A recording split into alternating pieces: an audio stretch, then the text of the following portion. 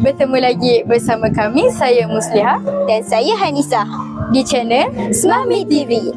Pada episod kali ini, sekolah kami telah mengadakan sebuah pertandingan nasyid Ramadan di Dewan Haji Muhammad Sharif. Mari bersama kami sehingga penghujung rancangan. Saya rasa tak sabar dah nak tengok bakat-bakat diorang. Saya pun tak sabar. Jadi tunggu apa lagi? Jom!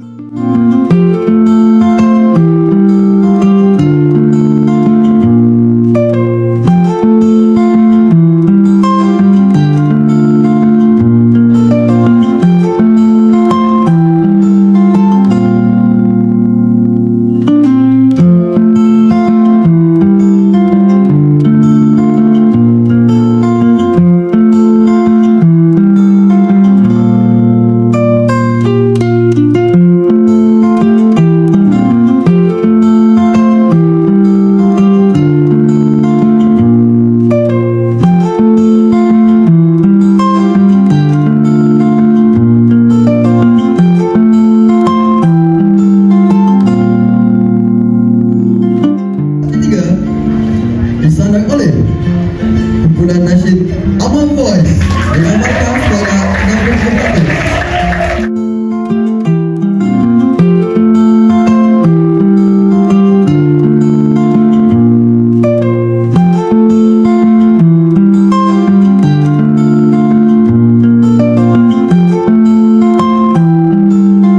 Nampaknya hebat juga pelajar-pelajar dekat Smahmi ni. Itulah tu, saya pun baru tahu. Tapi saya harap majlis ini akan berterusan lagi sehingga tahun yang akan datang.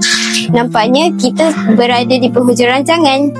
Nantikan kami di episod akan datang. Teruskan informasi di Smahmi TV.